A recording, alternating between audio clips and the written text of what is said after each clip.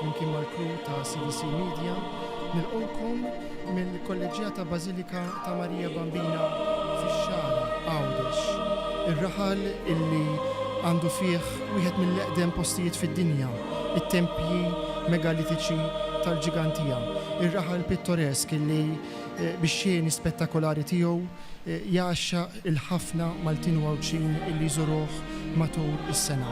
Ir-raħal illi jospita jew fil-qalba tiegħu għandu it-tempju monumentali iddedikat lit-twelid tal-Verġin Qazza Marija.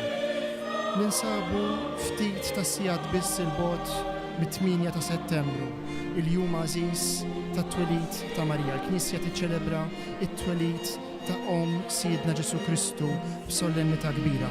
Din il-festa hija marbuta intimament mal-poplu tagħna, hija festa nazzjonali, propju għaliex kien fil-jum ta' 8 ta' Settembru tal-1565 illi Malta u Għawdex flimkien mal-Ordni ta' San Ġwan ħarġu rebbieħa fuq l-għadu Mislem, l-assedju il-kbir illi huwa waħda mill-aktar ġrajiet importanti fl-istorja ta' dan il-ġens.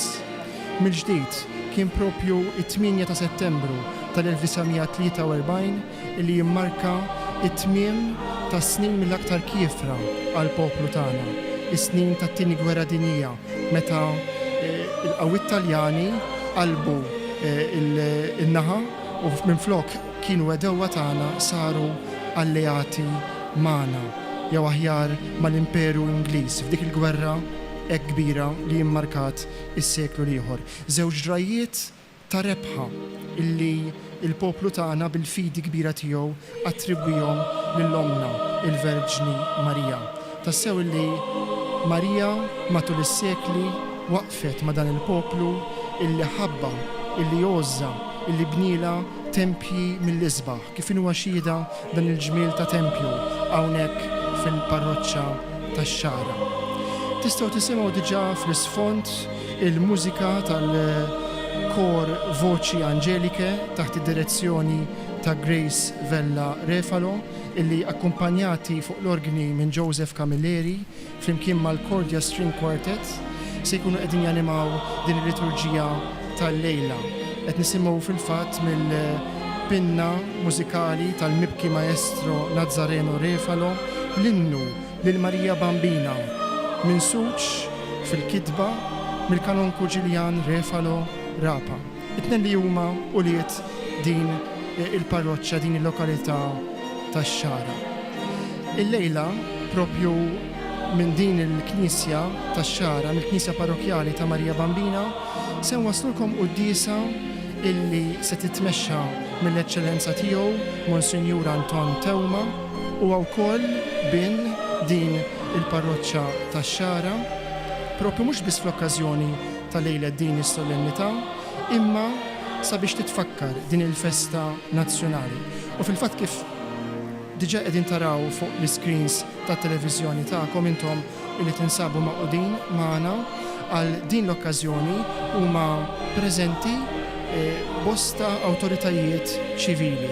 Ibda mill-President ta' Malta, l-Eċċellenza tiegħu Dr. George Vella u s-Sinjura tiegħu, il-Prim Ministru Dr. Robert Abela, kif ukoll bosta rappreżentanti tal-awtoritajiet ċivili illi se jieħdu sehem f'din iċ-ċelebrazzjoni illi kull sena issir minn dan it-Tempju Monumentali normalment fis-7 ta' Settembru filgħodu waqt illi jitqiegħdu wkoll bukketti tal-wart f'riġlejn iġbija ta' Marija Bambina fil-Pjazza tal-Vitorja.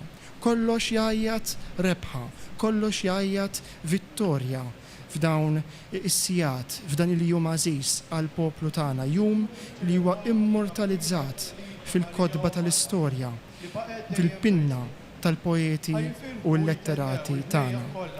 Il-kameras tagħna qegħdin jinkwadraw ukoll membri oħra distinti, mistiedna oħra distinti fosthom is-sindku ta' dan ir-raħal tax-Xara, Dr. Christian Zammit, kif ukoll membri parlamentari miż-żewġ naħat tal-Kamra. Qalbna u bruħna nagħtu glorja lil Kristu f'din il-festa qaddisa ta' Marija, l-Om kbira ta' Alla. Nagħtu bidu għal din il-konċelebrazzjoni solenni billi nqumu bil-wieqfa fil-waqt nilqgħu il-Ministri tal-Alla fostna permezz tal-kant.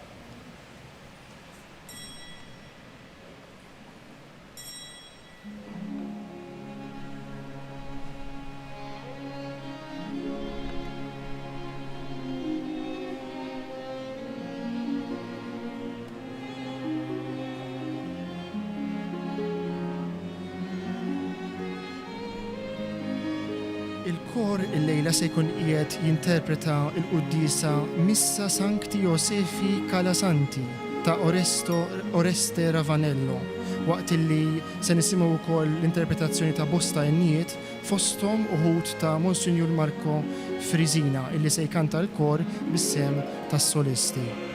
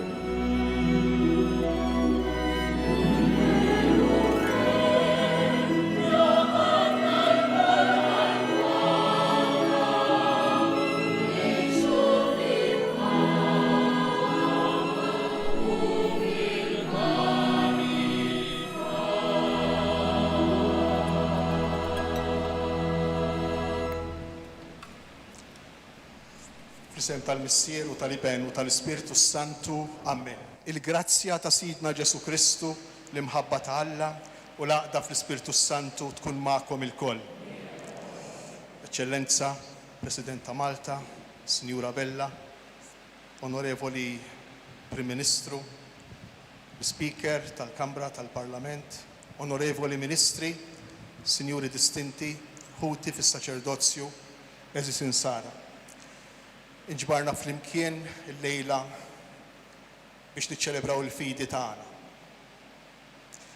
Biex nfakru il-ġrajja kbira mhux biss tal-assedju l-kbir, mhux biss ir-rebħa tat-tieni gwerra dinjija ma fuq kollox ir-rebħa ta' Ġesu fuq il-mewt.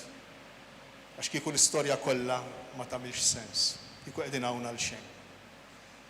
U biex nitħejjew tajjeb ħalli ċ-ċelebrazzjoni tagħna tkun ta' veru, tkun festa għalina, jew narfu li aħna il-kol kemm aħna dajfin u li aħna milqowejn minn Alla kif aħna maħbubin midinbin. Fiskiet nitolbu maħfra taħtijietna.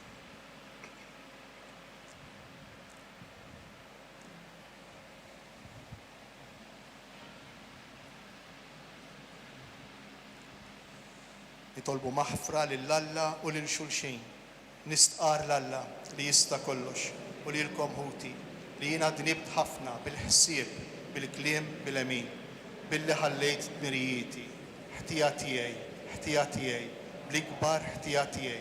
Għalhekk nitlob lill-Imqaddsa Marija dejjem Verġni, lill-anġli, lill-qaddisin kollha u lilkom ħuti biex titolbu għalija lill-mulej Alla tagħna. Iħenna lina Alla li jista' kollox, jaħfrilna dnubitna u jwassalna għal ħajja ta' dejjem.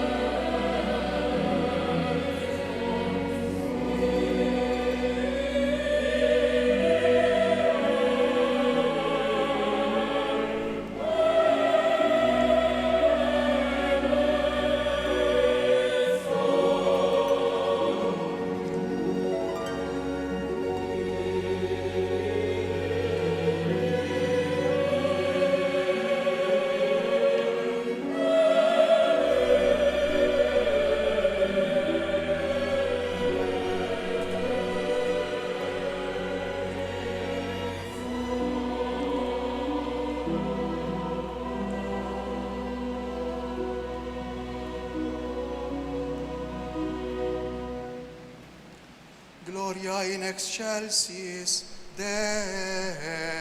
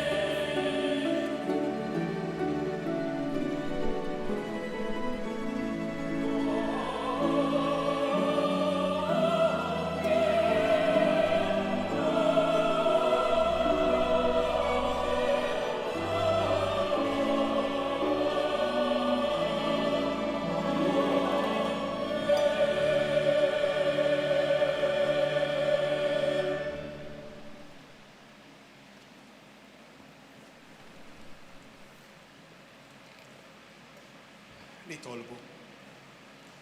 Għati lilna għaddejja tiegħek mulej id-don tal-grazzja tas-sema. U kattar is-slim tiegħek fuqna miġburin għall-festa ta' twelid tal-Verġni Marija li ġibet lill-ibnek fid-dinja bħala bniedem. U hekk infetħet għalina triq tas-salvazzjoni. Bibnek Ġesu Kristu Sidna li hu Alla u miegħek jgħix u jsaltan flimkien mal-Ispirtu Santu għal dejjem ta' dejjem. Amen.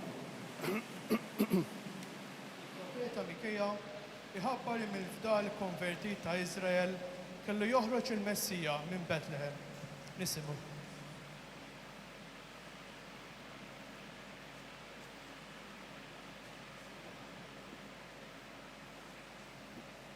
Qari mill-ktieb ta' Profeta Mikeja. Dan jgħid il-mulej, int Betlehem Ifrata, żgħira fost il-familji ta' Ġuda, minnek qed joħroġli dak li jkun il-prinċep f'Iżrael. U għandu l-bidu tiegħek mill-qedem sa min dejjem ta' dejjem. Għalhekk il-mulej il-qahom sa meta teħles dik li hi fuġieħ tal-ħlas. Imbagħad il-bqija ta' ħutu reġgħu lura fost uliet Iżrael. U joqgħod jira merla tiegħu bawwab tal-mulej fil-glorja ta' isem il-mulej Alla tiegħu u ma jaħamru fi żgur għax issa tkun kbira setetu sta trufijiet tal-art u dan jkun islim. Il-kelma tal-mulej.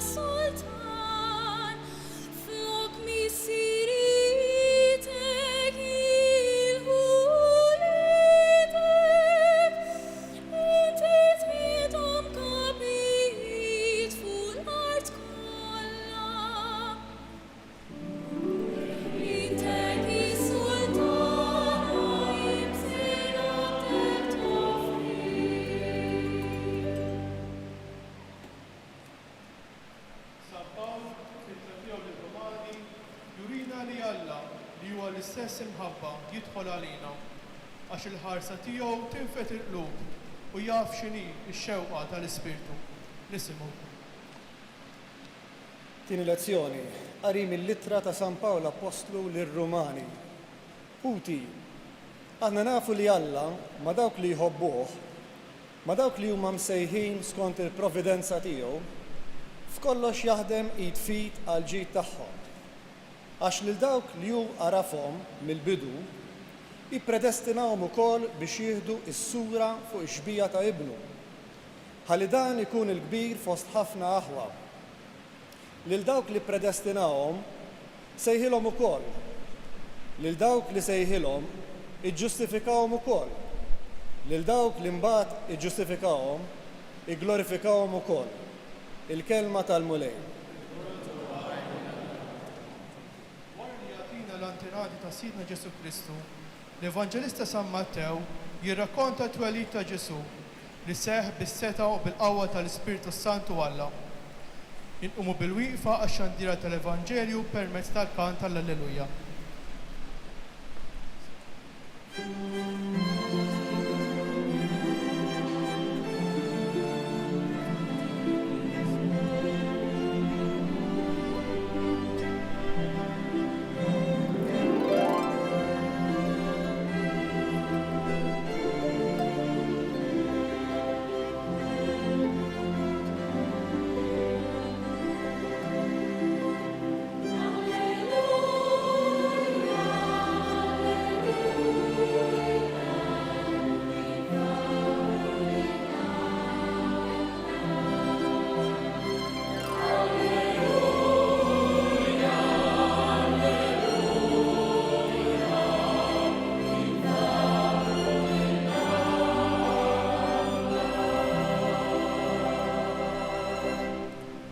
Ħinja int, Verġine Marija, u jistħoqlok kull tifħir.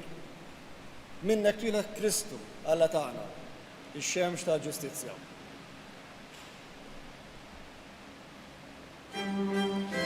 Id-diaknu Andrew Grima jieħu l-ktib tal-Vanġelu sabiex issa jersaq lejn l-ambone, l-altar tal-kelma biex minn hemm tixxandar il-bxara tajba tal-Vanġelu. Il-liturġija tal-kelma illum titkellem fuq iċ-ċokon illi Alla minnu jagħmel xi ħaġa kbira. Smajna il-profeta Mikejja jaħabbar kif mill-belġ kejkna ta' Betlem se joħroġ il-Messija u dan mill-ġuf ta' xebba verġni, Marija iċ-kejkna ta' Nazaret.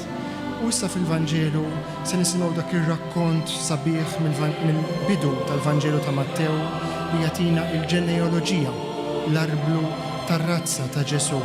Arblu tar-razza mimli b'nies ċkejkna, imma li minnhom Alla jinseġ pjan ta' salvazzjoni. Nisimgħu din il-kelma titħabbrilna mill-Vanġelu ta' Mattew, kapitlu 1, il-ġeneoloġija ta' Sidna Ġesu Kristu, illi tasal sa' Ġuseppe u Marija li minnhom jitwieled Ġesu il-Messija.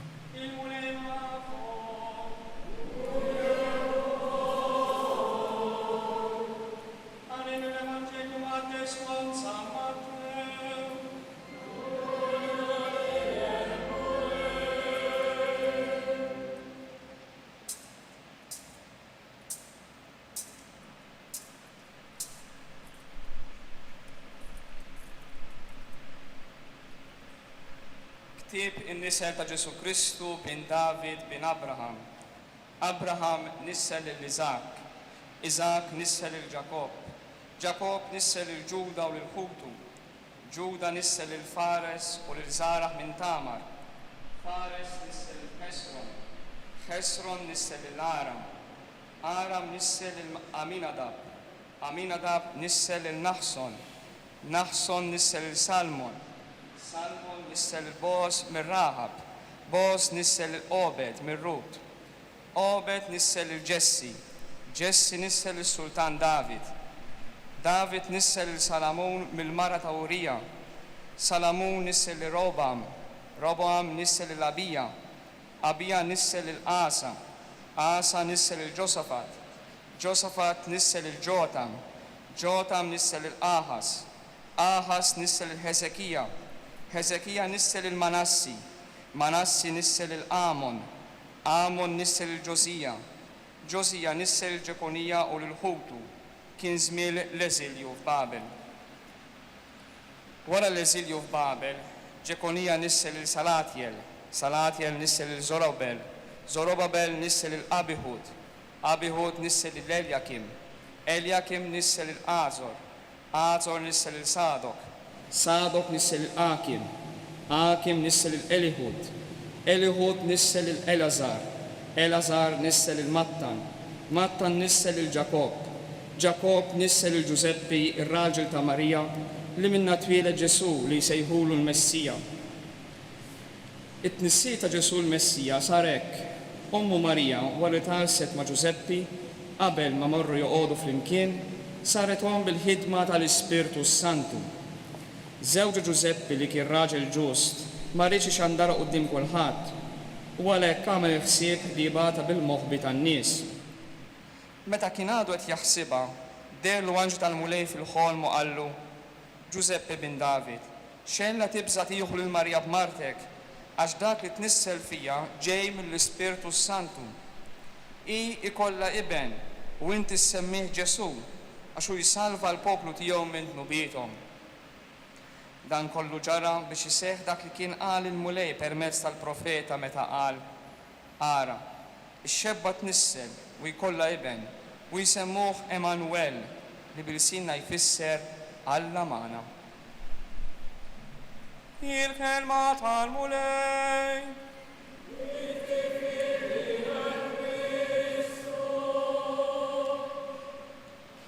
Xaħbar tajba x'Vanġelu isbaħ jista' jkun hemm minn dan illi iħabbrilna li Alla huwa magħna, l-Immanuel. Dak li smajna fil-Vanġelu jerġa' joħodna lura lejn il-bidu tal-istorja tas-salvazzjoni, dak li jixxandar diġà mill-ktieb tal-Ġenesi. Ara, jiena nqajjem mibeda bejnek u bejn il-mara, bejn nislek u nisilha. U din l-istess mara din ix-xebba ikollha iben u semmih Immanuel. Mattew jirrakkonta 14 nisel għal 3 darbiet. Forsi tista' tidher lista dedjanti mal-ewwel daqqatajn, imma tfakkarna anzi donna għajta kbira mill-fom ta' Alla illi liben li bagħad fid-dinja, liben waħdini tiegħu u tassew bniedem bħalna ġej mir-razza tal-bnedmin, imma biex isalva lil din ir-razza u dan seħħ permezz ta' Marija.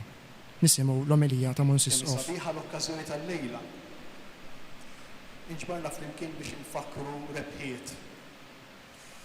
Jekk aħna nfakruhom u allura l-emozzjonijiet tagħna jistgħu jkunu iktar jew inqas qawwijin dawk żgur li jgħixu il-mumenti tal-aħħar gwerra dinjija żgur li għandhom emozzjonijiet wisq iktar qawwijin minn dak li nista' nħoss jien li ma niftakarix.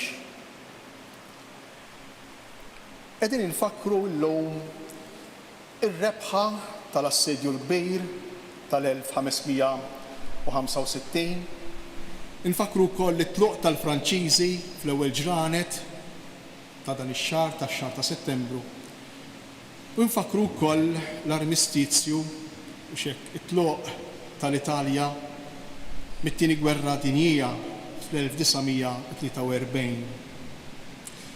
Però naħseb li nkunu nfaqru l-okkażjoni tal-lejla jekk aħna nieqfu biss biex infakru ir-rebħiet tal-gwerra, ir-rebħiet tal-gwerer.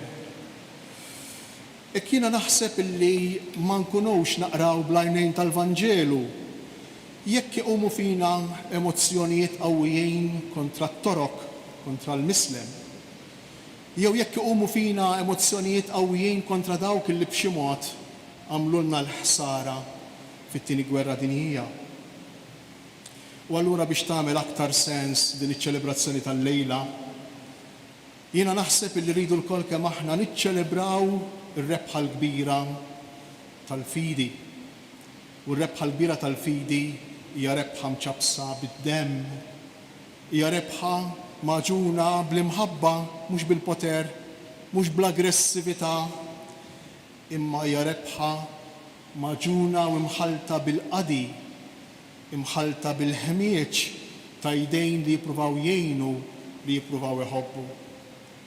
U allura tagħmel sens li llejla niċċelebraw rebħa bħal din għax għandna bżonn il-fidi f'Ġesu. Il-fidi tagħmel parti mill-ħajja ta' kull bniedem, anki min jgħid li ma jemminx. Għax sakemm aħna qegħdin f'relazzjonijiet, il-koll kemm aħna għandna fiduċja fil-persuna li magħha qegħdin f'relazzjoni.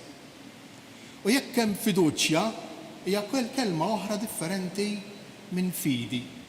Inti tittafda. Issa jiena li nafda bniedem, persuni.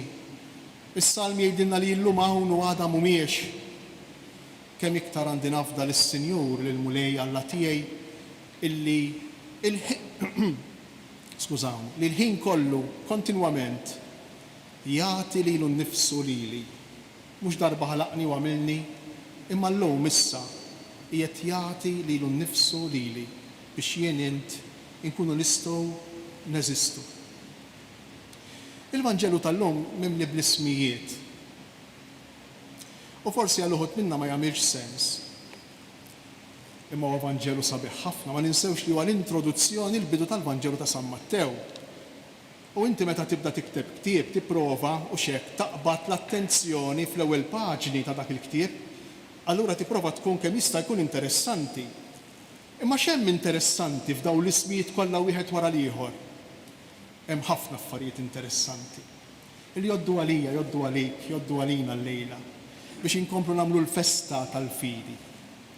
L-ewwel qabel kollox hija paġna mimlija imfawra bil-ħajja. Imfawra bil-ħajja. Abraham nissel lil-Iżak, Iżak nissel lil-Ġakob. Ħajja. Jinqabeż vers fil-Vanġelu tal-lum, il-vers 17 tal-ewwel kapitolu ta' San Mattew li fejn jgħidilna kien hemm 14 nisel u 14 nisel u 14 nisel. San Mattew apposta joħloq struttura illi fiha sens, fiha tifsira. Għandna 3 settijiet ta' 14 jew 6 settijiet ta' 7. Nafu li n-numru 7 u n-numru perfett fl-iskrittura. U nafu li n-numru 7 ifakkarna fl-eluq fil-kompletament tal-ħolqien, il-mistrieħ, is-seba' jum għall-astrieħ. Dak li jienu inti nfittxu l-ħin kollu. Fil-qalb tagħna hemm xi ħaġa li tġenninna, li tmexxina, li tibbuttana għal dan is-seba' jum għall-mistrieħ. Irridu nsibu l-paċi, irridu nsibu l-fer, irridu nsibu l-għena, il-mistrieħ. Imma San Mattew jagħmel biss 6 settijiet ta' 7 nisel. Għaliex? Għax is-seba' sett jibda ma' Ġesu. Il-numru perfett, is-seba' sett ta' 7 ismijiet. U s-7 ismijiet l-oħra ta' wara Ġesu huma jien int, kull wieħed u kull waħda minna. Din il-idea ta' San Mattew fl-istruttura sabiħa li jagħti f'din l-ewwel paġna. Għaliex? Għax Ġesu huwa l-bidu ta' umanità ġdida. Kemm xi ħaġa sabiħa kif ikollna nifhmuha din il-verità. Kemm nagħmlu festa, kemm nagħmlu vittorja, kieku kull wieħed u kull waħda minna jifhem x'jiġifieri Ġesu huwa l-ħajja vera. X'jiġifieri Ġesu l-ideali tiegħu, l-enerġija tiegħu, l-imħabba tiegħu, l-imħabba infinita tiegħu, is-sens ta' qadi tiegħu, il-maħfra tiegħu, kieku kellna wkoll aħna nadottawhom bħala parti mill-esperjenza umana tagħna. Ibqgħu ċerti li nidħlu fil-mistrieħ, ibqgħu ċerti li jkollna dinja, soċjetà, wis iktar mistrieħa, wis iktar tranquilla. Imma xejdilna iktar dan il-Vanġelu ta' San Mattew. Kieku jkollna nirriflettu ftejt fuq dan il-Vanġelu nindunaw illi San Mattew ma jsemmix nisa li f'4, anzi 5, l-aħħar waħda Marija. Isemmi 4 nisa, mhux għax in-nisa ma kinux importanti. Anzi, San Mattew jagħmel l-għażla illi lin-nisa l-iktar importanti tal-Antik Testament bħalma kienet Sara, il-mara ta' Abraham, Rebekka, il-mara ta' Iżak, Rakel, il-mara ta' Ġuseppi. Dawn jasel li ħallihom barra. Il-matriarki, jekk issemilhom lil dawn in-nisa, il-poplu ludi, tafu x'fatta jqomu kif iħossu, kemm kburi b'dawn in-nisa, il-poplu ta' Iżrael. Imma San Mattew jasel li ħallihom barra. U lil min ipoġġi flok? Ipoġġi 4 nisa, midinbin, imniċsejn, maħmuġejn, u barranejn. Interessanti, fl-arblu tar-razza ta' Ġesu. Hemm 4 nisa barranin, imnitsejn, midinbejn. L-ewwel waħda hija Tamar, il-mara ta' wieħed mit-tfal ta' Ġuda, illi din imutilha r-raġel u Ġuda ma jkunx irid iżewwiġha magħhom ma jibnu ieħor biex ikompli r-razza u x'tagħmel. Din il-mara tilbes ta' prostituta u toqgħod fil-bib tal-belt. U min jispiċċa magħha? Ġuda, missier l-eks raġel tagħha, raġel mejjed tagħha. U min hemm ikompli n-nisel ta' Ġesu. Imbagħad wara min ikun hemm? Ikun hemm Raħab il-prostituta ta' Ġeriko. U l-istess minna ikompli n-nisel ta' Ġesu, barranija, midimba u imnitsa. L-istess Rut u Betsabea, il-mara ta' Urija, illi dimbet ma' David. Għalfejn dan kollu? Kemm hu sabiħ Ġesu. Illi jingloba fih, jinkorpora fih, idaħħal fl-umanità l-ġdida li tibda miegħu il-ħażen kollu tal-passat, tal-preżent u tal-futur.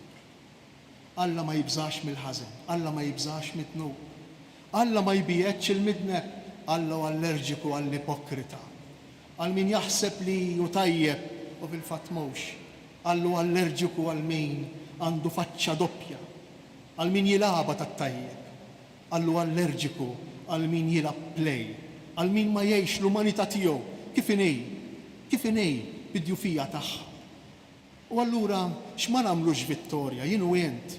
Meta nħarsu lejn l-istorja tagħna, jien lejn l-istorja tiegħi, int lejn l-istorja tiegħek. Kull wieħed u kull waħda minna lejn l-istorja tal-familja tiegħu. U kulħadd għandu skeletri fl-armadju, kulħadd għandu s-sigriti tiegħu, imma anki dawn huma salvati.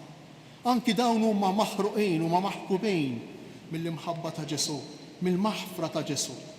U jixtieq Ġesu li aħna wkoll, jien ukoll, int ukoll, ikollna dan l-atteġġjament ta' apertura sħiħa, ta' inklużjoni sħiħa, ta' mħabba sħiħa lejn il-bniedem u kif inhu u minnu.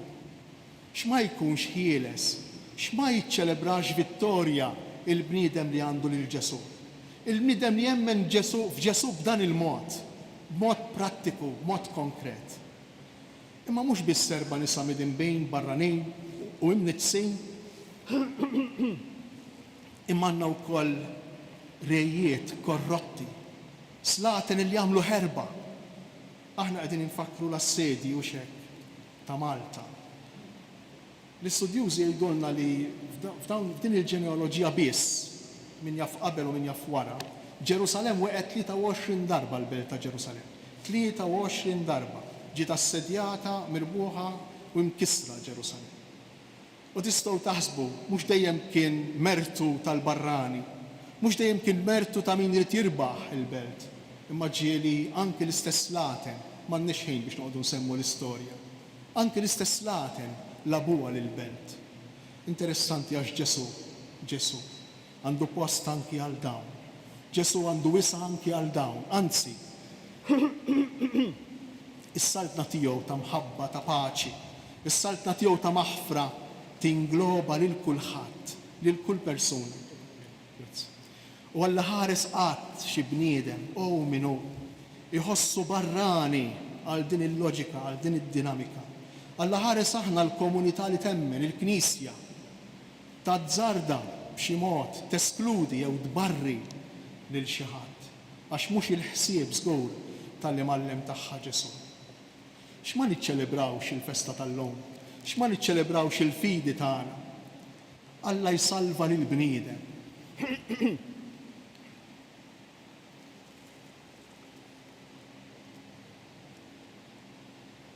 Alla jsalva lil bniedem. Interessanti għax fil-Vanġelu, jekk tiftakru kif jispiċċa l-Vanġelu. Jgħidilna li Ġuseppi, ir-raġel ta' Marija, li minnu twilet Kristu, li jsejħulu l-Messija. U Ġuseppi li l-ibnu semmih Ġesu. U għandna t-tifsira tal-kelma Ġesu, Jeħexuwa, bl-Aramajk bil-ludi. Xi tfisser din il-kelma? Alla jsalva. Alla jsalva. Inneħuha minn moħħna li dija ta' Alla imponenti. Inneħuha minn moħħna li dija ta' Alla li jrid jikkontrolla. Inneħuha li dija minn moħħna ta' Alla li jrid jikmanda. Inneħuha din li dija żbaljata li għandna ta' Alla għaliex? Għax Alla tagħna jinteressaħ ħaġa waħda biss, illi jien u int nkunu kuntenti mhux għada, mhux wara li mmutu, imma issa, illum, dan hu l-uniku interess ta' Alla li jien u int nkunu salvati.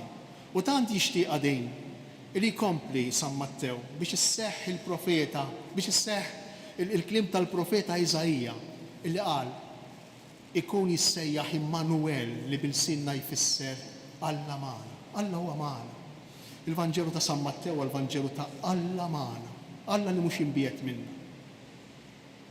Jibda propju b'din il-frażi il-Vanġelu ta' San Mattew. Il-bieraħ minn sema l-Qudiesa kien hemm frażi oħra qiegħda propju f'nofs il-Vanġelu kapitlu 18.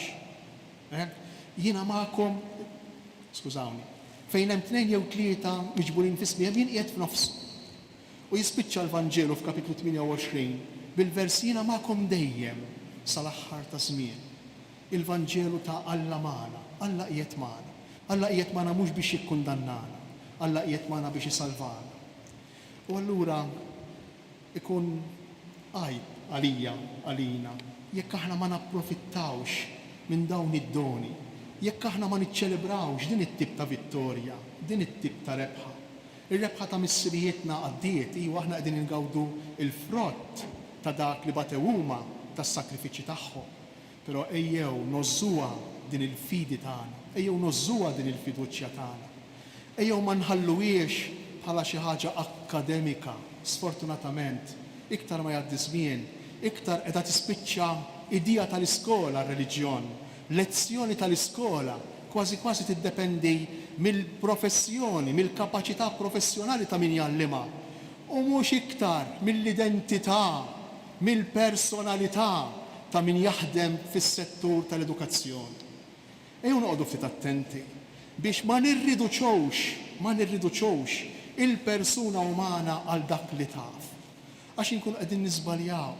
Jekk għalina l-importanti hu x'naf dak li qiegħed ngħid bħalissa għax dak hu dak li naf, imma mhux dak li nagħmel il-persuna tiegħi, il-mod kif ngħix, l-identità tiegħi, il-personalità tiegħi, ix-xhieda li nagħti, bidju fiha tiegħi kollha, bidju fiha tagħna kollha. Jiena naħseb li nkunu qegħdin nirriduċu lill-bniedem, nkunu qegħdin nillivellawh xi ftit, nkunu qegħdin nonqsu mir-rispett lejh għaliex għax il-bniedem hu iktar minn dak li jaf. Il-bniedem hu iktar mill-intelligenza, il-bniedem hu iktar minn dak li jiftakar. Il-bniedem kif edna fil-bidu hu relazzjonijiet. U dawk ħafna drabi ma titgħallimhomx l-iskola ir-relazzjonijiet jekk ma jkollokx edukaturi ta' eżempju. Jekk ma jkollokx nies illi jagħtu xhieda, mhux biżżejjed il-kontenut, mhux biżżejjed l-istruzzjoni, imma hemm bżonn ta' formazzjoni tal-persuna, hemm bżonn ta' tisħiħ fl-identità ta' dawk illi sejrin ikollhom fidejhom il-futur ta' pajjiżna.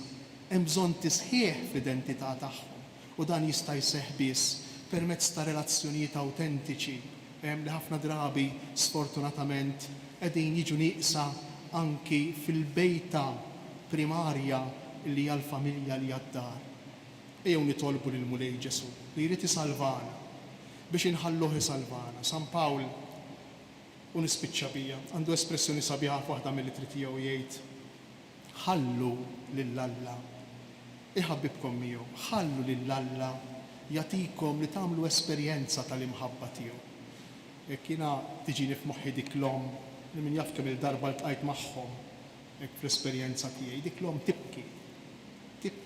X'se nagħmlu lin-nibni biex infehmu kemm inħobbu, m'għadux ikellemni fuq ħmerija, fuq xi ħaġa żgħira, x'se nagħmlu lill-libni.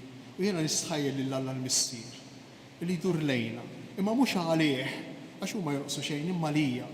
Meta jara lili f'din il-miżerja ta' kompetizzjoni, ta' ejra, ta' egoizmu, f'din il-miżerja ta' serq psikoloġiku u materjali, f'din il-miżerja ta' rivalità bejnietna. Jiena nħoss li Alla l-Missier qiegħed ibati għalija, qiegħed ibati għalina l-koll. Ejjew inħallu din ir-rebħa tal-fidi, ejjew inħallu dan il-bniedem il-ġdejt illi beda ma' Ġesu, ikompli fija, ikompli fi, kull wieħed u kull waħda minna responsabbli ta' din l-umanità l-ġdida fil-persuna tiegħu. U jekk aħna ma ngħixux għall-oħrajn imma ngħixu biss għalina nfusna, nispiċċaw biex fl-aħħar ma nsibu xejn f'idejna. Aqqas lilna nfusna. Jekk aħna ngħixu għall-oħrajn, iwa li tilfu lilna nfusna, imma nispiċċaw ngħixu f'ħafna persuni oħra madwarna. Ikun imfaħħar Ġesu Kristu. Smajna hemmhekk ir-riflessjoni ta' Monsinjur Isqof Anton Tewma, l-ewwel omilija tiegħu awtorevoli minn meta ġie ikkonsagrat Isqof ta' Djoċesi ta' Għawdex fil-21 ta' Awwissu li għadda xandira li waslilkom ukoll TVM2. Riflessjoni mibnija fuq il-kelma talla, partikolarment fuq il-Vanġelu illi għadna kemm smajna. L-Isqof Anton fakkarna li r-rebħa vera tagħna hija il-fidi f'Ġesu Kristu. Issa flimkien miegħu inkomplu diċ-ċelebrazzjoni tal-Qudiesa. Il-missier li jista' kollox, li ħalaq is-sema u l-art, dak kollu li jidher u dak li ma jidirx. U f'mulej wieħed Ġesu Kristu, ibn waħdini ta' Alla, imnissel mill-missier qabel kull żmien. Alla minn Alla, dawl minn dawl, Alla veru minn Alla veru. Imnissel mhux magħmul, natura waħda mal-missier u bih sar kollox.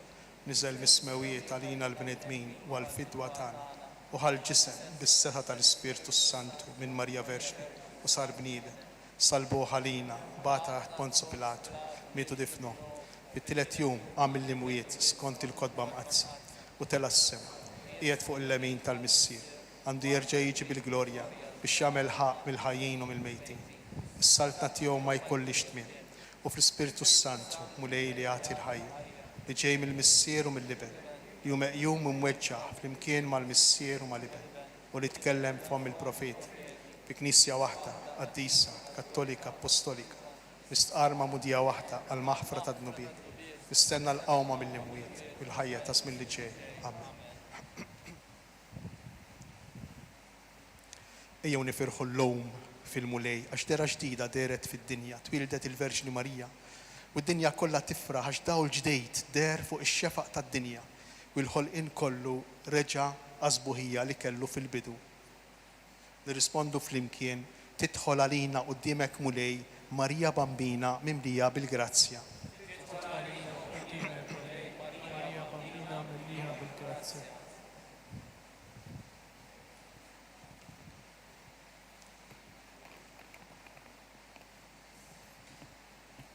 Żomm il-Knisja tiegħek mulej maquda qalb waħda u ruħ waħda fl-imħabba u għamel l-insara kollha jkunu ħaġa waħda bejniethom fit-talb flimkien ma' Marija Ġesu nitolbu tidħol għalina quddiemek mulej Marija Bambina mimlija bil-grazzja. Eħles lil din l-art ħelwa li tatna isimha minn kull teddid għal wirt għażiż tal-fidi li ħallewna missirietna kif li modi ħlista minn kull teddid tal-mislem nitolbu.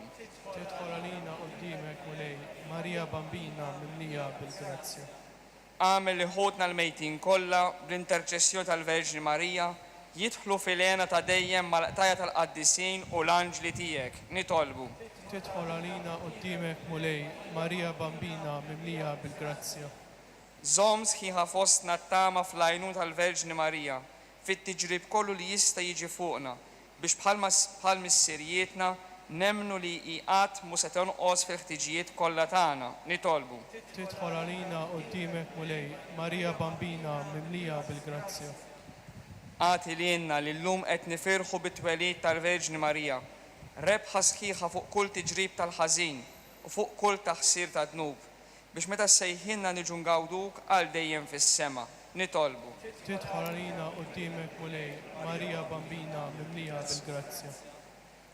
Mulej Alla tagħna iqaf magħna u bl-interċessjoni tal-Verġni Marija. Għatina li kif li moddi konna dejjem lesti niddefendu l-fidi tagħna, hekk ukoll illum nkunu lesti li ngħixuha bi Kristu Sidna. Amen. Il-kobor ta' Marija Santissima jitqies mill-offerta tagħha sħiħa lil Alla.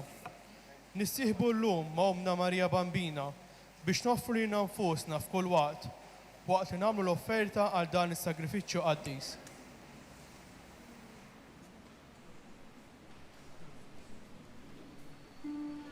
Il-kor issa sejjer ikanta l-innu tal-offertorju.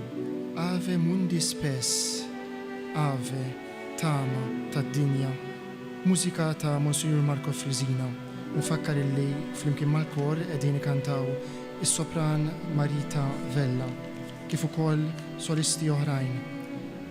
Jael Said, it-tenuri Charles Vincenti u Angelo Muscat u l-baritonu Albert Buttigieg, dejjem taħt id-direzzjoni ta' Grace Vella Refalo u s-sem tal-kor Voċi Angelike.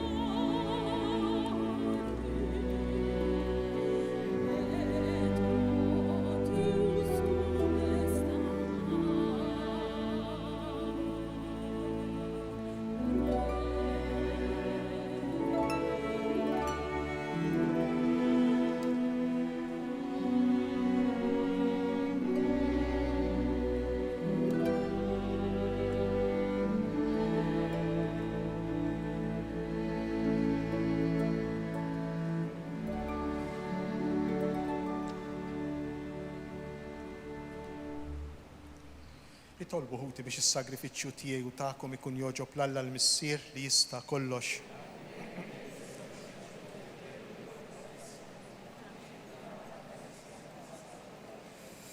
Għati lilna għaddejja tiegħek mulej, lajnuna ta' ibnek il-waħdini ma' mul bniedem. Biex hu li twilet minn verxni bla ma naqqas iżda qaddes ix-bubija ta' ommu, inaddafna minn ħtijitna u jagħmel li l-offerta tagħna tkun toġbok u li jgħix jisaltan għal dejjem ta' dejjem. Il-mulej magħkom, nerfgħu qlubna l fuq, niżuħaj lil mulej Alla tagħna. Sewwa xieraq tas-sew mulej missier qaddis Alla ta' dejjem li tista' kollox, tajjeb u taġit għalina li dejjem u kullimkien inroddulek ħajr. Infaħruk, inberkuk, inxandru l-kobor tiegħek fis-solennità ta' Marija dejjem Verġni li nislet li ben il-waħdini tiegħek bil-qawwa tal-Ispirtu Santu u bla ma tifset il-glorja ta' ġbubitha tat li d-dinja d-dawl ta' dejjem Ġesu Kristu sidna. Bieħi faħru l-kobor tiegħek l-anġli, iqimuk id-dominazzjonijiet, jitredu qudiemek is-setat, il-kol ferħana jfaħruk ismewiet mas-serafini u l-qawwiet tas-sema. Flimkien ma tagħhom ilqa' nitolbuk it-tifħir tagħna waqt li bil-qima intennulek.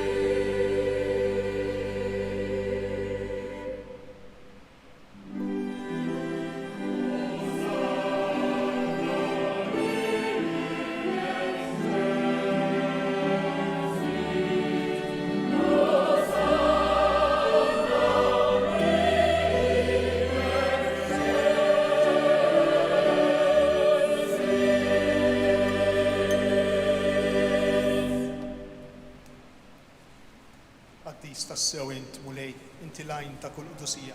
Qaddes għalhekk nitolbuk dawn l-offerti bil-barka tal-Ispirtu tiegħek biex isiru għalina il-ġisem u d-dem ta' Sidna Ġesu Kristu li meta kien se jingħata biex minn rajħibati ħajl ħobs radd il-ħajr qasam tal-disċipli tiegħu qal. Ħudu u kulu il-kol minn dan għax dan huwa ġismi li jingħata għalikom. Ġisem imqaddes ta' Ġesu Imsamma rarija fuq is-salib, jiena nħobbok u nadurak, Sinjur tiegħi u Alla tiegħi. Ekku kol wara li klaħal kalċi reġa' rat il-ħajr. Tal id-disċipli tiegħu qal, ħudu u jxorbu minnu il-kol. Għax dan huwa l-kalċi ta' demmi tal-patt il-ġdid li jibqa' dejjem. Id-demm li jixxerret għalikom u għall-bnedmin kollha għal maħfra ta' dnubiet. Għamlu dan b'tifkira tiegħi. Dem imqaddes ta' Ġesu, imċarċar għalija fuq is-salib. Jiena nħobbok u nadurak, Sinjur tiegħi u Alla tiegħi. Dan hu il-misteru tal-fidi.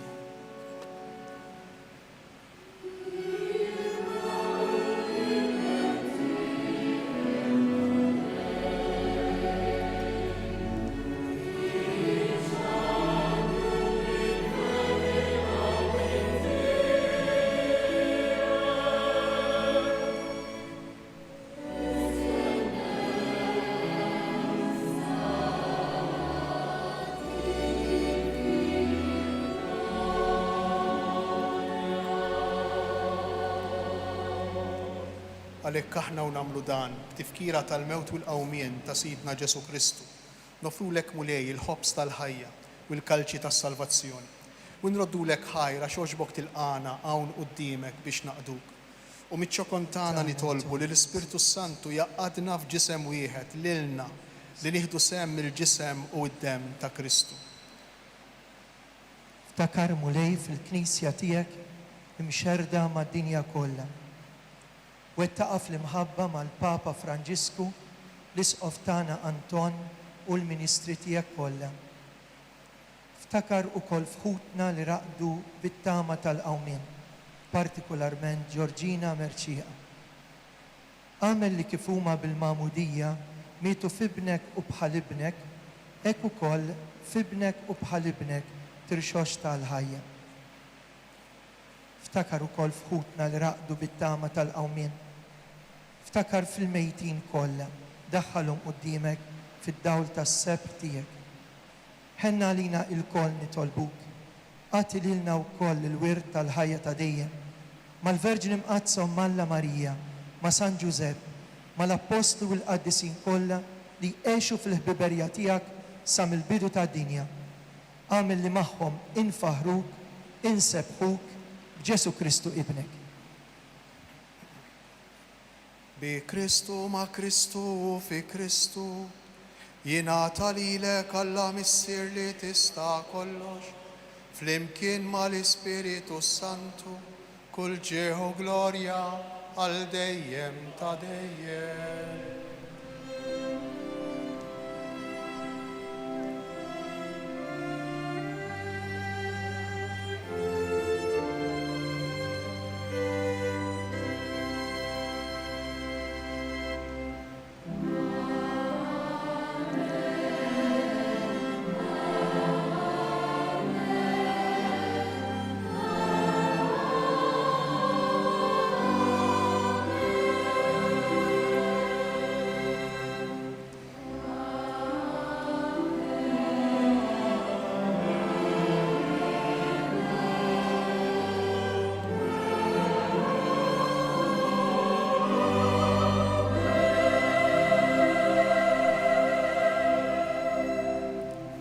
Ejjew nitolbu kif għallimna u ridna nagħmlu li benta Alla għas-salvazzjoni tagħna. Missierna li inti fis-sma, jitqaddes ismek, tiġi saltat, ikun li trid kif fis-sema inta fl-ard.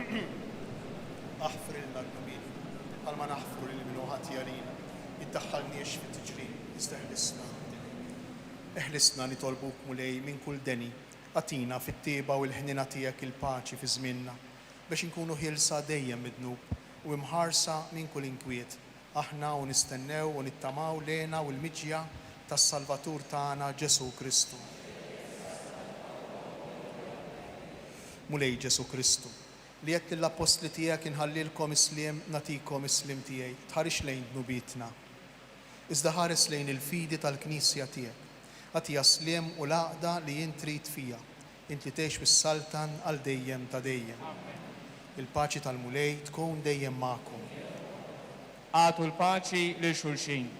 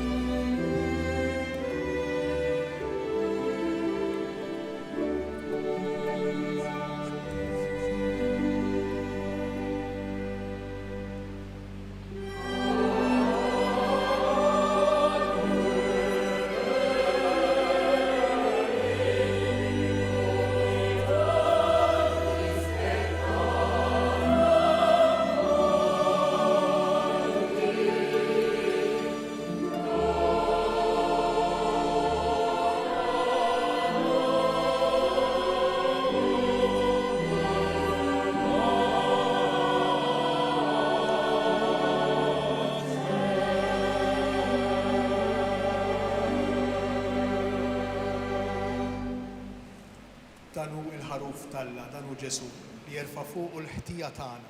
Ħenjin aħna li aħna mistiedna għal din l-ikla tal-ħaruf u lej ma jistoqlix li tidħol taħt is-saqaf tiegħi, iżdejt kelma waħda u ruħi tkun infejqa. Marija ġabet fi ħdana lil Ġesu tarbija.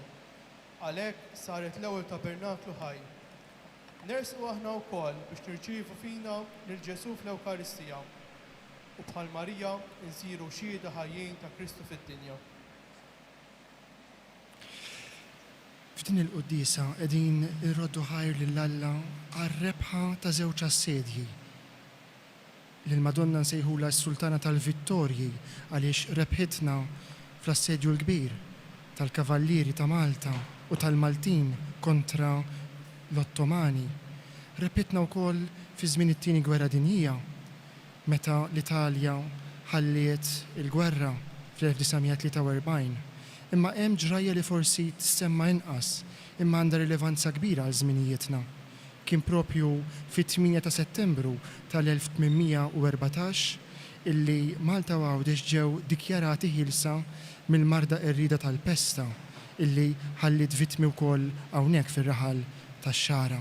U propju meta id-dinja tagħna, pajjiżna, jinsabu mifnija mill-pandemija tal-COVID-19, ejjew inqedu il-futur tagħna, ix-xorti tagħna fidejn il-Verġni Mbirka, is-Sultana tal-Vittorji, biex kif qalilna l-isqof fl-omelija tiegħu, ir-rebħa vera tkun dik ta' Kristu, tkun dik tal-fidi, imma bil-fidi tagħna f'Marija, f'bina Ġesu, aħna wkoll għal darb'oħra noħorġu rebbiħa fuq il-mart mhux biss fiżiku li qiegħed jifni lis-soċjetà tagħna, imma wkoll fuq il-mart morali u spiritwali illi iktar jimpesta lid-dinja li qed ngħixu fiha. Ejjew nagħmlu qatt ta' fiduċja fil-mulej Ġesu u fommu l-Verġni Mbirka. U f'dal mument għal benefiċċju tagħkom it-telespettaturi li tinsabu d-dar, speċjalment il-morda, l-anzjani, nagħmlu din it-qarbina tax-xewqa. Ġesu, jiena nemmen li jien tinsabta bil-ħaq fis-sagrament tal-Ewkaristija. Irrid inħobbok fuq kollox u fuq kulħadd. Int taf li nixtieq nirċevik ġewwa fija. Imma la darba bħalissa ma nistax nilqek fija sagramentalment, nitolbok tiġi fija spiritwalment. ejja għandi Ġesu tiegħi biex jien niġi għandek. Ħeġġiġni bl-imħabba lik biex f'ħajti u f'mewti jiena nemmen fik, nitma' fik u nibqa' nħobbok għal dejjem. Amen.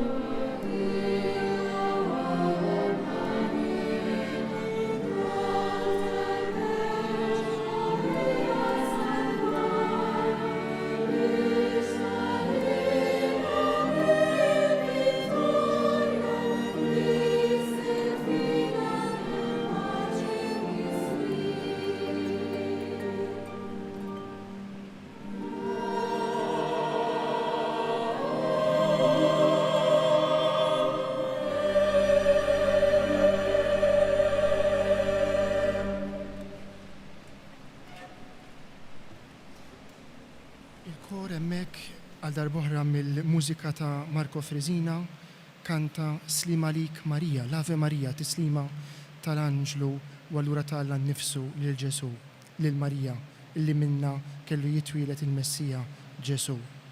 U issa se nisimgħu duett bejn il-baritonu u t-tenur, silta oħra mill-innu lil Marija Bambina.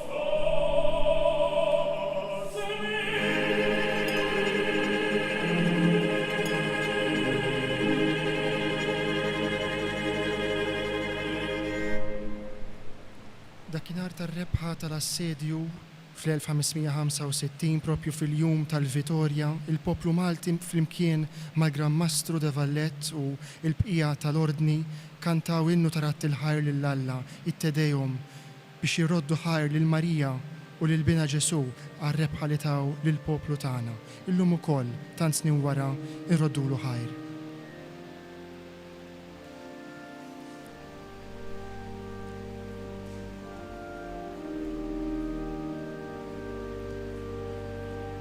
Te Deum laudamus.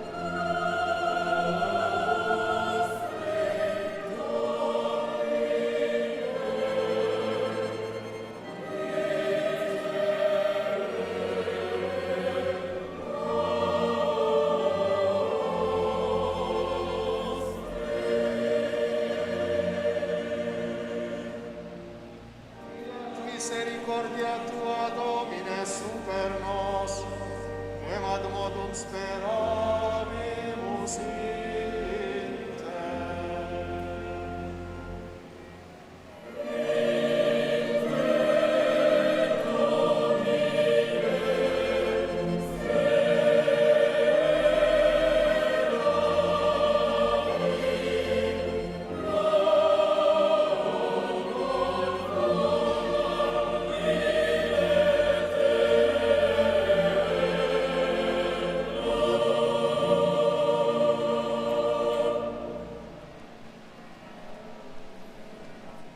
Nitolbu.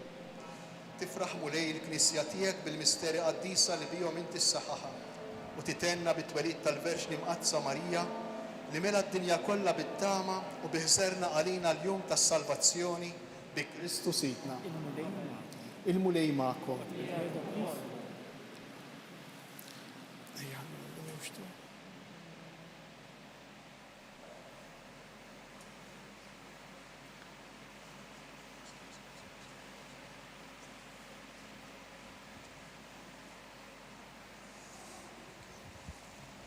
Alla li fit-tieba tiegħu ried jifdi l-bniedem bibnu mwieled minn Marja Verġni, janikom bil-barka tiegħu. Amen. Jatikom li dejjem u kullimkien ikolkom fuqkom il-ħarsien ta' Marja Verġni li bija l-qajna lil-min tagħna l-ħajja. Amen.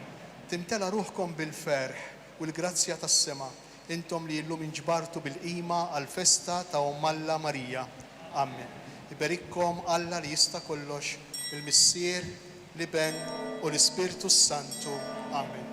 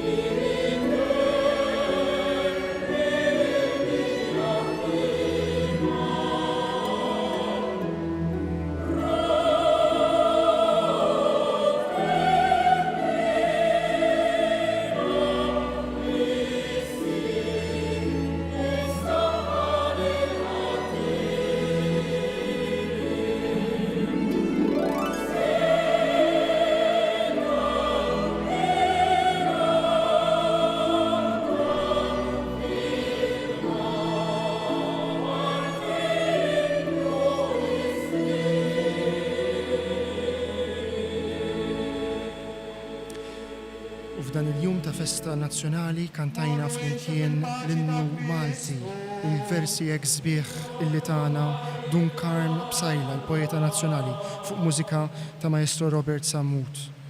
Propju dan fil-preżenza ta' l-ogħla dinjitajiet u awtoritajiet ċivili ta' pajjiżna, il-President ta' Malta, l-Eċċellenza tiegħu George Vella, il-Prim Ministru Robert Abela, il-Kap tal-Oppożizzjoni Adrian Delia, l-Speaker Angelo Farrugia, il-Ministru Alaudesh Clint Camilleri u bosta awtoritajiet ċivili u dinjitarji oħrajn. Ser innalqu din iċ-ċelebrazzjoni tal-lejla kif inoxira l-antifona Nativitas Tua.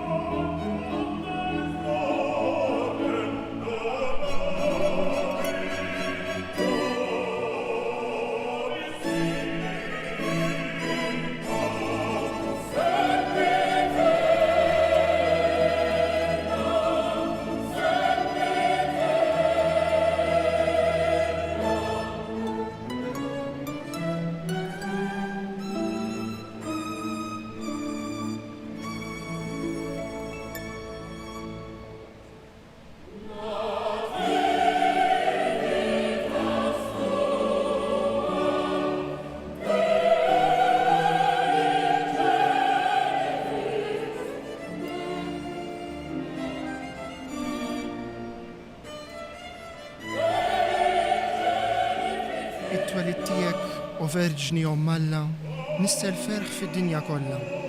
Minnek twilet ix-xemx tal-ġustizzja, Kristu, Alla tagħna, u li xejjen is-saħta u offra l-grazzja u rebaħ il-mewt u tagħna il-ħajja ta' dejjem. Il-klim sabiħ tal-liturġija tal-Knisja f'din il-festa solenni, is-solennità iċċelebrata fil-Gżejjer tagħna tat-twelid tal-Verġni Alla, is-Sultana tal-Vittorja. Il-mużika tal-antifona sabiħa li qed nisimgħu fl-isfond tagħlaq din iċ-ċelebrazzjoni tal-lejla hawnhekk mill-Bażilika ta' Marija Bambina fix-xara Nativita Stua ta' Maestro Vincenzo Buġeja taħt il-ħarsa Anġelika tal-istatwa miġjuba f'din il-parroċċa fl-1873 minn Franza, minn Marsilja, tad-ditta Galard et Fi. Aħna nixtiequ ntemmu wkoll din iċ-ċelebrazzjoni li naqdu magħkom il-koll Maltin u Għawċin illi illum ukoll biex xieraq niċċelebraw din il-festa nazzjonali nkomplu għada 8 ta' Settembru, imma b'mod speċjali mal-parruċċjani tal-Isla, tan-Naxxar, tal-Melliħa illi għada wkoll jiċċelebraw it-titular tal-parroċċa tagħhom. Eżis telespettaturi, nirringrazzjawkom illi kontu magħna għal dan il-pontifikal solenni ta' lejlet il-Vitorja bis-sem ta' l-awtoritajiet ċivili ta' pajjiżna immexxi mill-isqof il-ġdid ta' Għawdex Monsinjur Anton Tewni. Jiena Francesco Piottart flimkien mal-kru kollu ta' CVC Media li għamil possibbli din ix-xandira ma tfadlilna xejn ħlief insemmulkom minn qalbna, natukom il-kumplament tas-sera tat-tajba u il-festa it-tajba. Viva Marija Bambina!